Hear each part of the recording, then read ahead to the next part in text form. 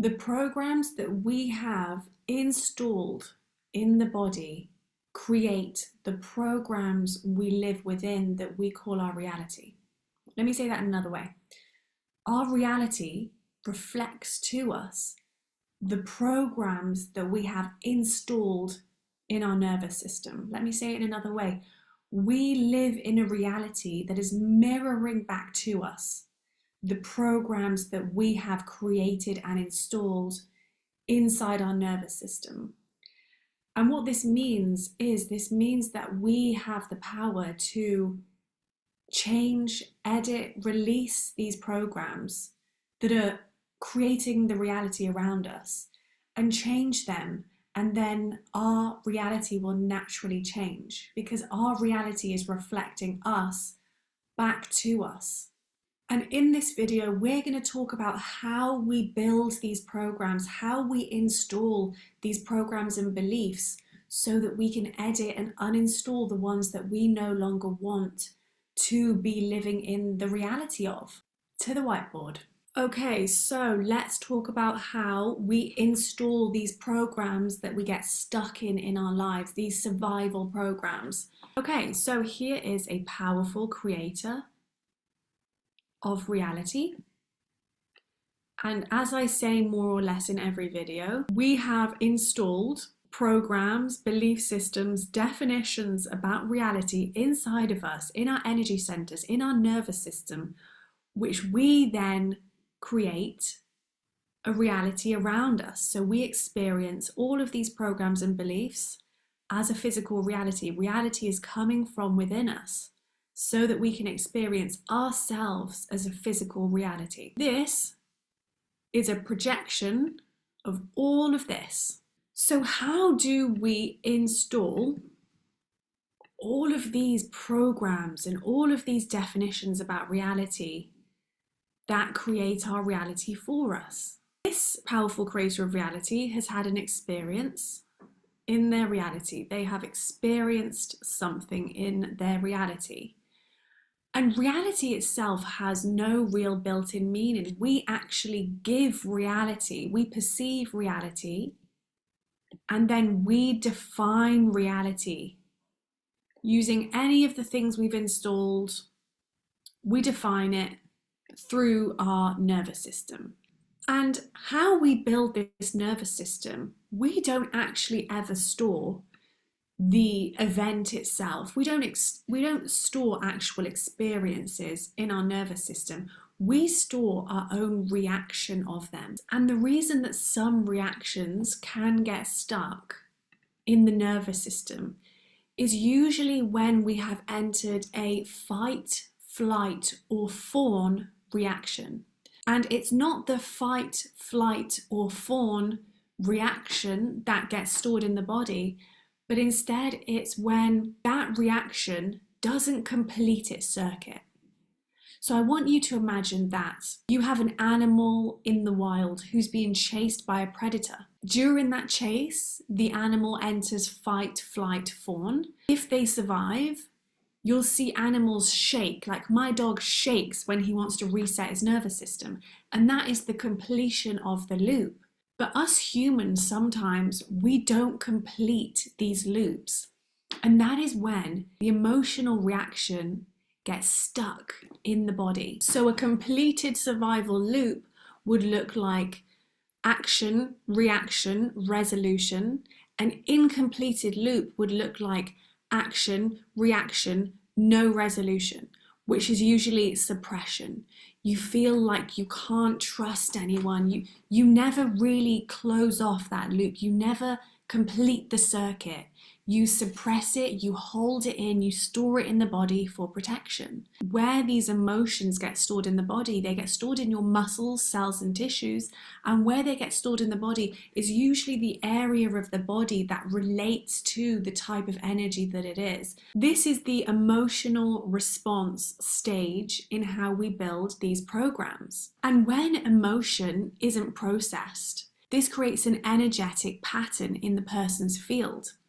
And this means that when a similar situation arises in the person's life, which it may, because the person has such an active conversation and storyline now being woven into their being about this situation, they will be predicting storylines, they will be predicting experiences in their life and activate this storyline, predict what this is going to be in their life so that they can protect themselves from it. And then all of this gets activated. Then they become the body of this thing. And now they really have set the ball rolling on this storyline. Now they have really started to create an energetic charge based on this unprocessed emotion that they felt from this experience. And now they begin to act in correlation to that experience. And now this has really started to become a personality trait, and they've really started to live within the world of this storyline, and they've really started to edit and change the way that they live their life. They've started to withdraw, they've started to feel like they need to protect themselves, and they've really woven this storyline and started building this reality around them that is all coming from that unprocessed emotion, which was a response that then created an energetic print. And now it started to create a belief system. And this is how we start to build these limiting survival belief systems. And now our nervous system is starting to learn that it needs to protect us. It's starting to hold more experiences within it, and it's starting to really build this idea of needing to protect you from the original experience that happened, because in a sense your body believes that it just keeps happening over and over and over again because this energy exists within you and it's multiplying into your field and building this whole reality. And now you live within the reality where it's true. You have a belief system and you are now the mind, body and experience of that unprocessed experience. What really needs to happen is when these experiences get brought into your experience that you predict are exactly the same as the other experience, this really is an opportunity to close the loop and to actually let go. And the closing of the loop is the stepping outside of your automatic reactions and teaching your body how to complete these loops. So instead of suppressing the way that you feel, instead of just continuing to act in these loops and act in the same way, this is why we have these somatic releases. This is why the body sometimes shakes and we have these releases, because it's this stored energy finally being set free. And an amazing way to do this that I've been practicing myself as well in my own life, feel into the body, and you can feel where you have stored energy in the body, because you can feel that it's parts of the body are holding on to things. You can feel tension in the body, numbness in the body, or any kind of sensation in the body that feels like energy is trapped in that area. Tune into your body and feel into how it feels and ask your body, what are you holding on to? What are you too scared to let go of? And usually your body will tell you the story of where this energy originated from, and it'll show you what happened. And then you can reparent your body. Then you can be there for your body. Then you can really talk to your body and let it teach your body that it is safe and it's safe to let go. And sit in meditation and focus into these areas of your body, and they will quite often, if you sit with them long enough, they will quite often start to resolve themselves and start to release. And it may feel like reliving the past event, because in a way it is, because you're giving yourself another opportunity to close the old loop. But the key is that when you focus in on what is trying to arise so you can process it, is to remember that these things are coming to the surface not to scare you or not to drag you back into the past, but to be evolved and to be released, and so that you can really understand what they were supposed to teach you in the first place. And so you can say, okay, I'm allowed to react in the way that I did. I'm allowed to fight, flight, freeze, or fawn. That is a survival mechanism that I'm allowed to use.